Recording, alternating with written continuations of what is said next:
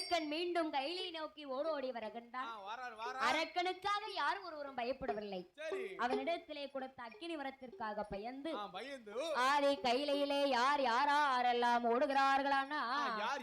மாறையவர் ஓடினார், வானவர் ஓடினார், மாறையவர் ஓடினார், தானவர் ஓடினார், தவமுனிவர் ஓடினார், கிண்ணருமே ஓடினார், கெண்குருடர் ஓடினார், அவரவர் வாகனத்தில் அவரவர்கள் ஓடினார், அன்ன பச்சி மீதில் ஏறி அழகு பிரம்மன் ஓடினார்,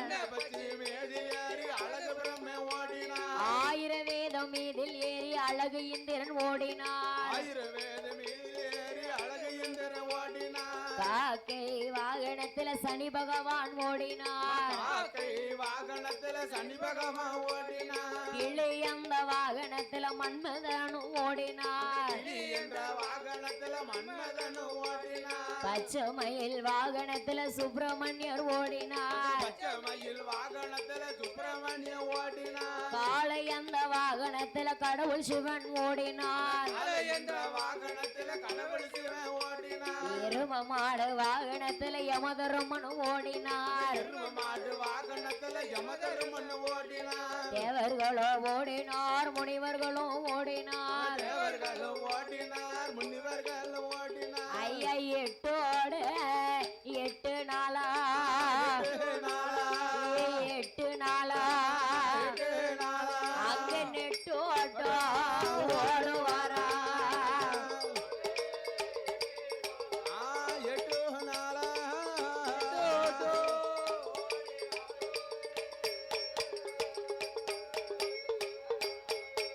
ஐயனே சட உலைய முடி உலைய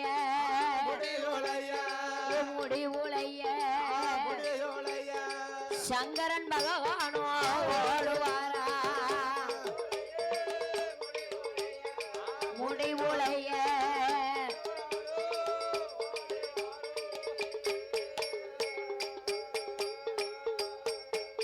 அந்த யமுனை ஆச்சும் கரை ஓரம்மா அழைத்து வந்த தேவாதி தேவர்களே அதளி ஒரே வனமாக்கி அவர் அங்கத்தை அடக்கி உடைக்கி 5 சிரசை 5 இதழாக்கி